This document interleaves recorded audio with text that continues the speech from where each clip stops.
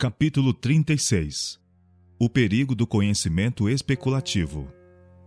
Um dos maiores males que acompanham a busca do conhecimento, as pesquisas da ciência, é a disposição de exaltar o raciocínio humano acima de seu real valor e sua devida esfera. Muitos tentam julgar o Criador e suas obras mediante o imperfeito conhecimento que possuem da ciência. Esforçam-se por determinar a natureza e os atributos e as prerrogativas de Deus e condescendem com teorias especulativas com relação ao infinito.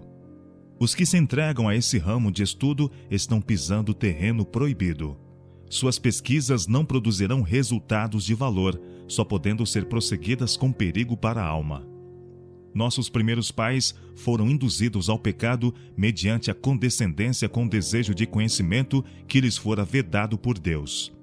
Procurando adquirir esse conhecimento, perderam tudo quanto valia a pena possuir-se.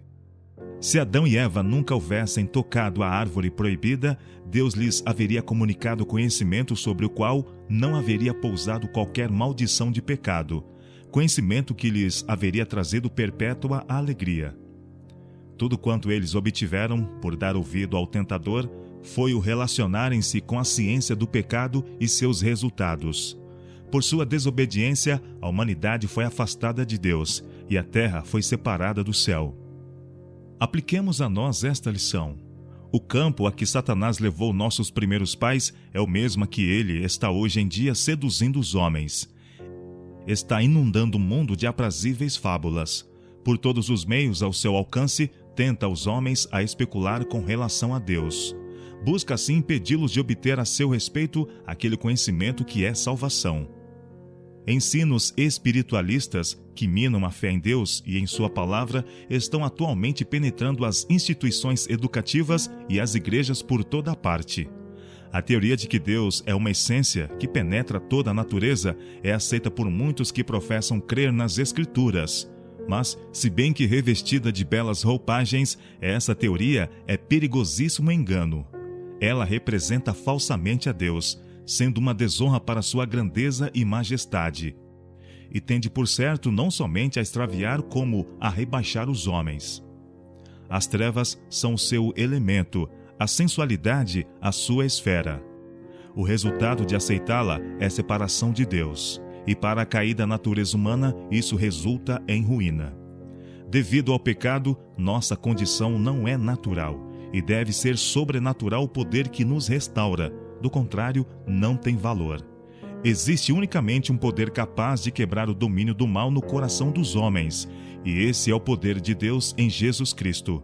Unicamente por meio do sangue do crucificado existe purificação do pecado. Sua graça tão somente nos habilita a resistir e subjugar as tendências de nossa natureza caída. As teorias espiritualistas a respeito de Deus tornam sua graça de nenhum efeito. Se Deus é uma essência que permeia toda a natureza, habita por conseguinte em todos os homens. E para atingir a santidade, o homem não tem senão que desenvolver o poder que está dentro dele mesmo. Seguidas até sua conclusão lógica, essas teorias assolam toda a dispensação cristã. Removem a necessidade da expiação, tornando o homem seu próprio salvador. Essas teorias, acerca de Deus, fazem de nenhum efeito a sua palavra, e os que as aceitam estão em maior risco de vir, afinal, a considerar a Bíblia inteira como uma ficção. Podem considerar a virtude como superior ao vício. Havendo, porém, excluído a Deus de sua devida posição de soberania, põe sua confiança no poder humano, o qual sem Deus é destituído de valor. A vontade humana, desajudada, não tem nenhum poder real para resistir ao mal e vencê-lo. As defesas da alma acham-se derribadas. O homem não tem barreiras contra o pecado.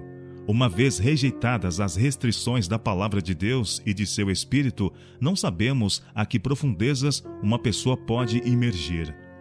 Toda a palavra de Deus é pura, escudo é para os que confiam nele.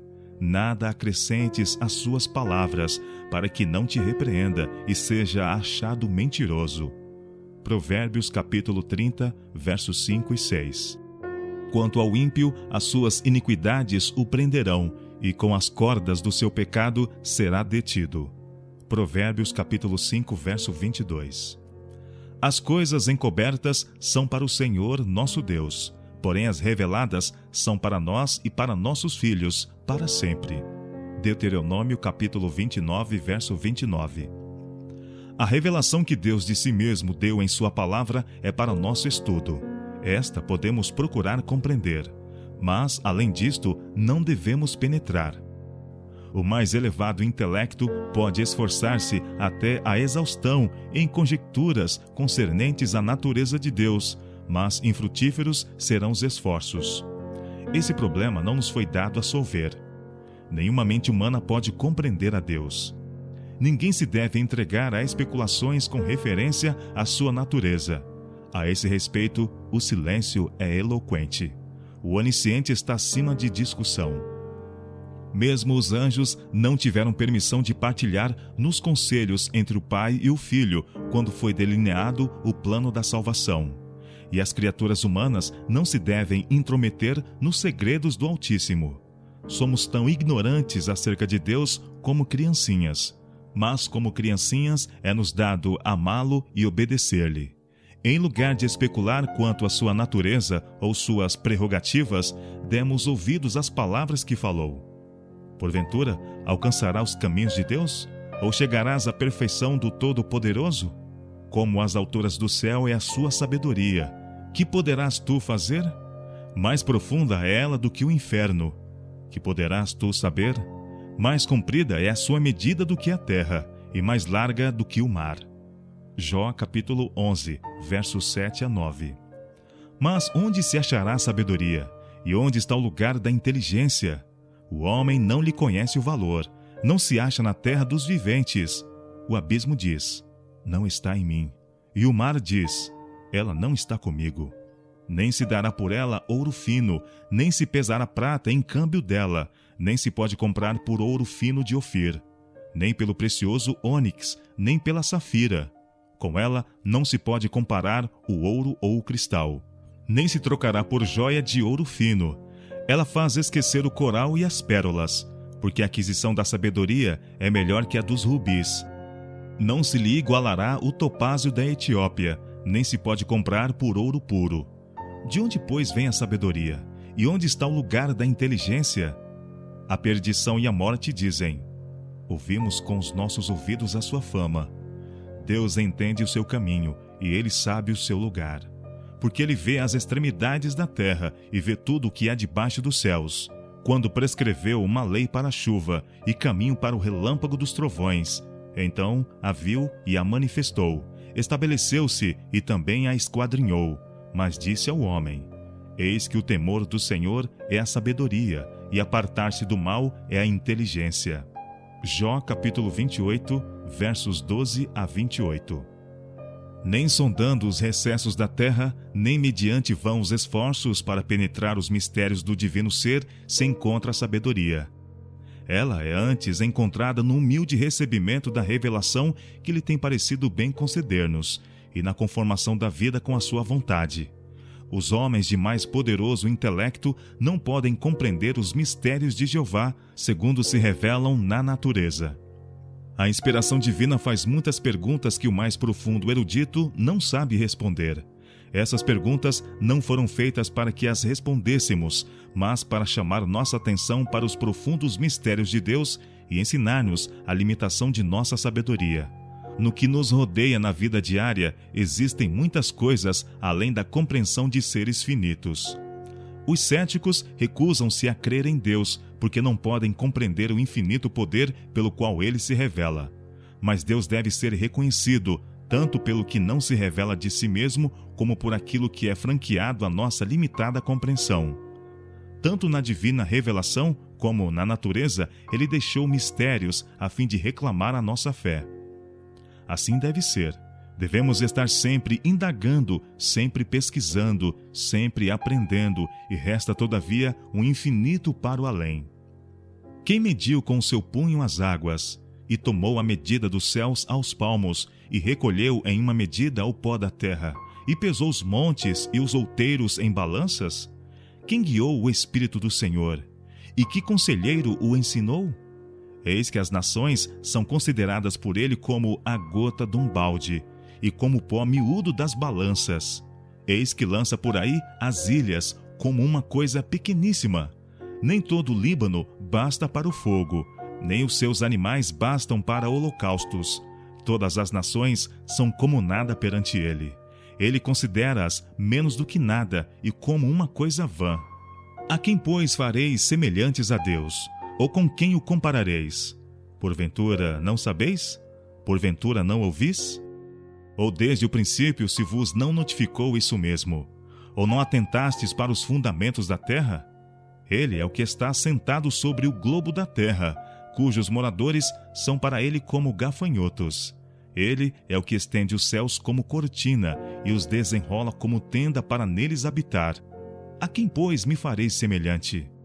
Diz o Santo. Levantai ao alto os olhos e vede quem criou estas coisas, quem produz por conta o seu exército, quem a todas as chama pelo seu nome. Por causa da grandeza das suas forças e pela grandeza do seu poder, nenhuma faltará. Por que, pois, dizes, ó Jacó, e tu falas, ó Israel? O meu caminho está encoberto ao Senhor, e o meu juízo passa de largo pelo meu Deus? Não sabes, não ouviste que o eterno Deus, o Senhor, o Criador dos confins da terra, nem se cansa, nem se fadiga? Não há esquadrinhação do seu entendimento. Isaías capítulo 40, versos 12, 13 a 18, versos 21, 22 e 25 a 28. Aprendamos, das revelações dadas pelo Espírito Santo a seus profetas, a grandeza de nosso Deus. Escreve o profeta Isaías. No ano em que morreu o rei Uzias, eu vi o Senhor assentado sobre um alto e sublime trono, e o seu séquito enchia o templo. Os serafins estavam acima dele. Cada um tinha 6 asas, com 2 cobriam o rosto, e com 2 cobriam os pés, e com 2 voavam. E clamavam uns para os outros, dizendo: Santo, Santo, Santo é o Senhor dos exércitos, toda a terra está cheia da sua glória.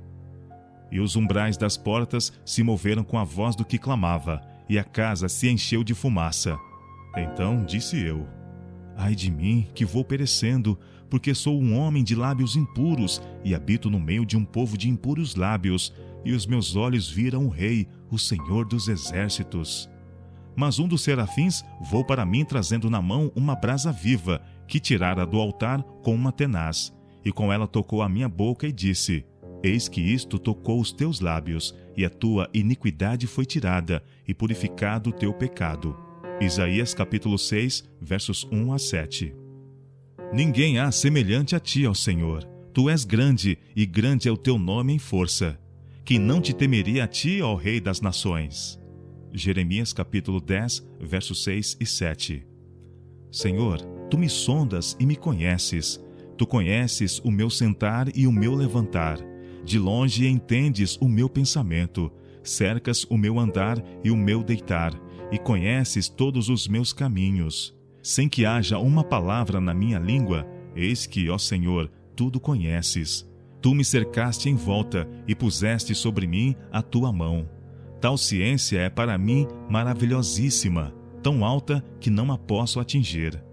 Salmo 139, versos 1 a 6. Grande é o nosso Senhor e de grande poder. O seu entendimento é infinito. Salmo 147, verso 5. Os caminhos do homem estão perante os olhos do Senhor, e ele aplana todas as suas carreiras. Provérbios capítulo 5, verso 21. Ele revela o profundo e o escondido, e conhece o que está em trevas, e com ele mora a luz. Daniel capítulo 2, verso 22. Por Deus são conhecidas todas as suas obras desde a eternidade. Atos capítulo 5, verso 18. Quem conheceu a mente do Senhor, ou quem foi seu conselheiro? Ou quem lhe deu alguma coisa primeiro e se-lhe-á recompensada? Porque dele, e por ele, e para ele são todas as coisas. A ele seja a glória por todos os séculos.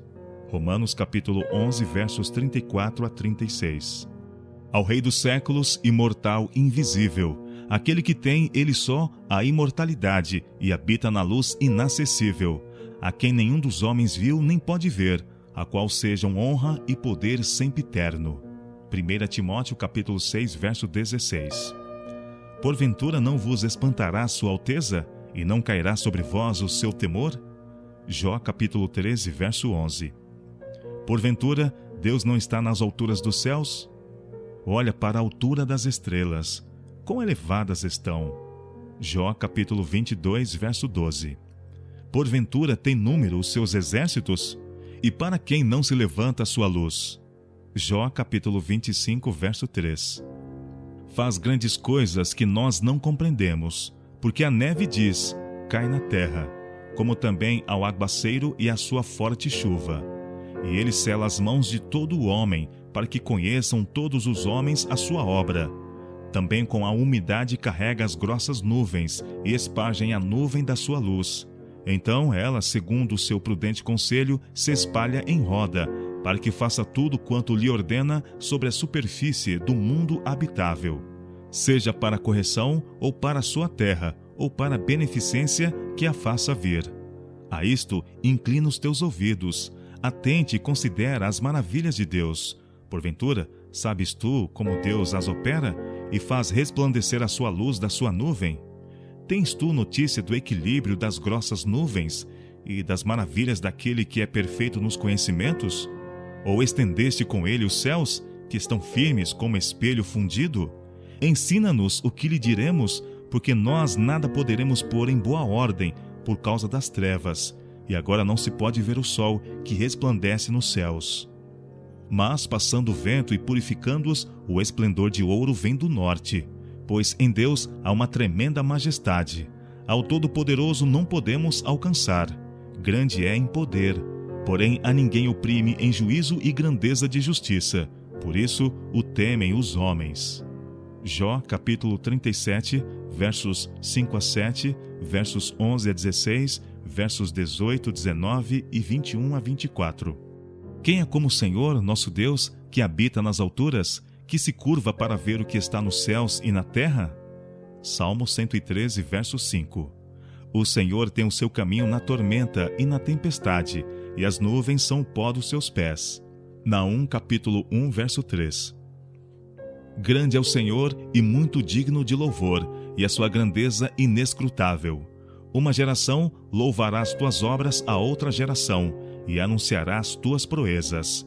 Falarei da magnificência gloriosa da tua majestade e das tuas obras maravilhosas. E se falará da força dos teus feitos terríveis, e contarei a tua grandeza. Publicarão abundantemente a memória da tua grande bondade, e cantarão a tua justiça. Todas as tuas obras te louvarão ao Senhor, e os teus santos te bendirão. Falarão da glória do teu reino, e relatarão o teu poder, para que façam saber aos filhos dos homens as tuas proezas, e a glória da magnificência do teu reino. O teu reino é um reino eterno. O teu domínio estende-se a todas as gerações.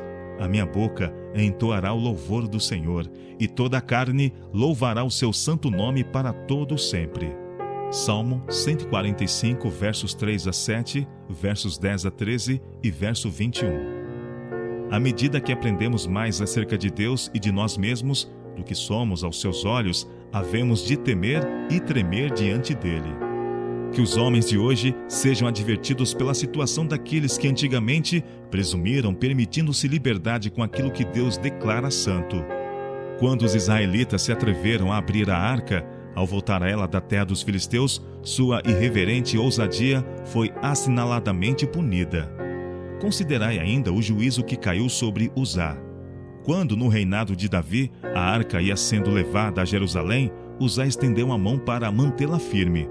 Por ousar tocar o símbolo da presença de Deus, foi ferido de morte instantânea.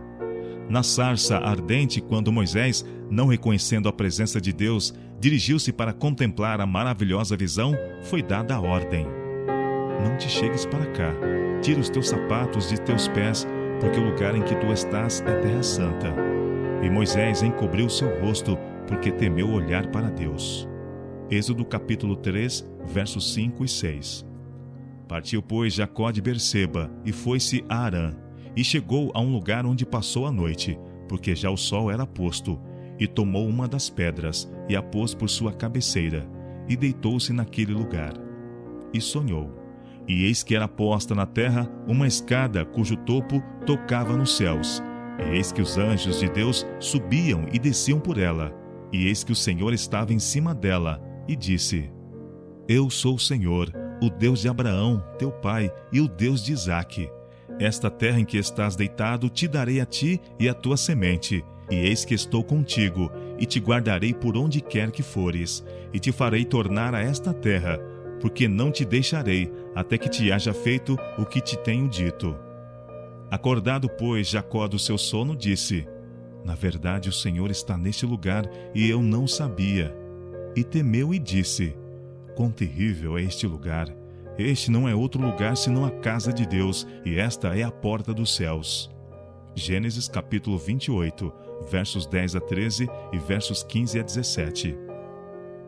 No santuário do tabernáculo do deserto e do templo, que eram símbolos terrestres da habitação de Deus, um aposento era sagrado por sua presença. O véu bordado de querubins à sua entrada não devia ser erguido por nenhuma mão, com exceção de uma. Levantar aquele véu e entrar sem ser mandado no sagrado mistério do Santo dos Santos importava em morte, pois acima do propiciatório repousava a glória do Santíssimo, glória a que homem algum podia olhar e viver. No dia do ano em que era designado para ministrar no lugar santíssimo, o sumo sacerdote, tremendo, entrava à presença de Deus, ao passo que nuvens de incenso velavam a seus olhos a glória. Por todo o pátio do templo silenciava tudo. Nenhum sacerdote ministrava no altar. A hoste de adoradores, curvados em silencioso respeito, orava implorando a misericórdia de Deus. Tudo isto lhe sobreveio como figuras, e estão escritas para aviso nosso, para quem já são chegados os fins dos séculos. 1 Coríntios capítulo 10, verso 11. O Senhor está no seu santo templo, cale-se diante dele toda a terra. Abacuque capítulo 2, verso 20. O Senhor reina, tremam as nações. Ele está entronizado entre os querubins, comova-se a terra. O Senhor é grande em Sião, e mais elevado que todas as nações. Louvem o teu nome, grande e tremendo, pois é santo. Salmo 99, versos 1 a 3. O trono do Senhor está nos céus, os seus olhos estão atentos, e as suas pálpebras provam os filhos dos homens. Salmo 11, verso 4. Olhara desde o alto do santuário, desde os céus o Senhor observou a terra. Salmo 102, verso 19. Da sua morada contempla todos os moradores da terra. Ele é o que forma o coração de todos eles, que contempla todas as suas obras. Salmo 33, versos 14 e 15. Tema toda a terra ao Senhor, temam-no todos os moradores do mundo. Salmo 33, verso 8. O homem não pode, mediante pesquisas, achar a Deus. Ninguém com a mão presunçosa busca erguer o véu que lhe oculta a glória. Insondáveis são seus juízos, e quão inescrutáveis os seus caminhos. Romanos capítulo 11, verso 33. É uma prova de sua misericórdia o ser oculto o seu poder, pois erguer o véu que oculta a divina presença é morte. Nenhuma mente humana pode penetrar no retiro em que o poderoso habita e opera. Unicamente aquilo que ele acha por bem revelar, podemos dele compreender. A razão precisa conhecer uma autoridade superior a ela. O coração e o intelecto precisam dobrar-se diante do grande Eu Sou.